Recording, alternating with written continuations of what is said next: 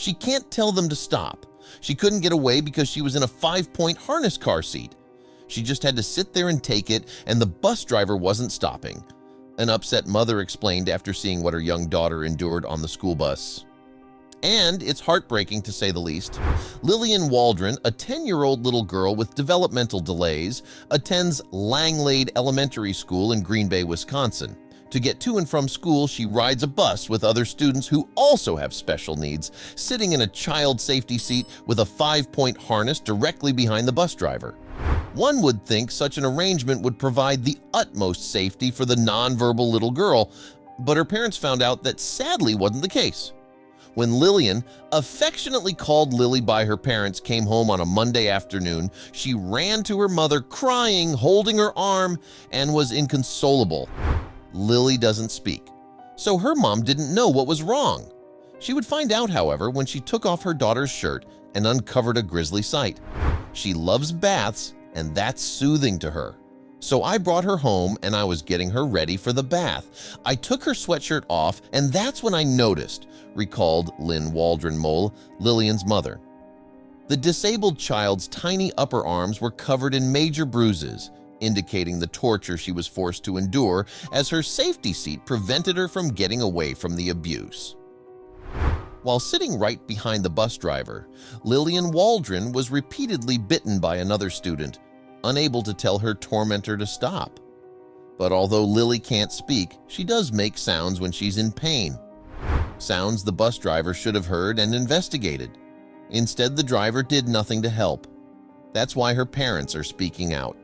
The seat was right behind the bus driver, and he couldn't hear anything going on or see anything. Come on! Chad Waldron, Lillian's dad, said in disbelief.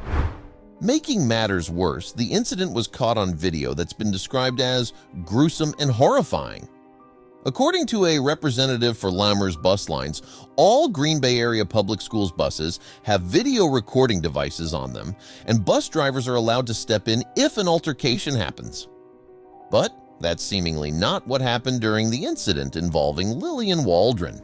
The school district said they were investigating the video from the bus, but according to the child's mother, the principal already watched it, and he was disturbed by what he saw.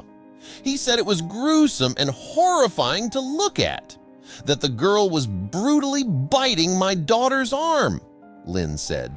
Several administrators and myself immediately reached out to the family. A statement from School District Superintendent Michelle Langenfeld said, "We met with them to address their concerns and provide support to ensure the physical and emotional well-being of our student. Ensuring that well-being is as easy as having an adult watch over the kids," according to Lillian Waldron's parents. If you can't keep an eye on these kids and they are special needs, then you need to bring somebody in, to be watching if the bus driver can't do it, Chad said. I would like to see this not ever happen to another child. No other child needs to go through what Lily went through, Lynn added. So far, the school has made 2 changes to prevent the incident from happening again. First, the student who bit Lily is no longer allowed at the elementary school. Secondly, Lily will ride to and from school in a van with 2 adults going forward. But are these solutions enough? Shouldn't someone also be held responsible for neglecting their duties? Whether that's the school or the bus driver? Yes, the driver has to watch the road, but he or she also has a responsibility to ensure the safety of all children on the bus. If this wasn't possible for any reason, the employee had a duty to make the school aware that the situation was not safe. If this was an out-of-the-ordinary exception to the usual ride, the driver should have pulled over and addressed the issue as a priority, just like we would expect them to do for a child experiencing a medical emergency. Instead, the bus driver's only focus seemed to be on driving, as a child undoubtedly shrieked in pain right behind the person responsible for keeping her safe. Her cries were ignored, and the result was so much worse than it had to be. Rather than being bitten once, which is admittedly bad enough, she was bitten again and again until she was covered in bruises that visually represent only a fraction of the intense pain and fear she must have endured. An aid for the bus sounds like a viable solution, but many complain it would be expensive for taxpayers who fund the district.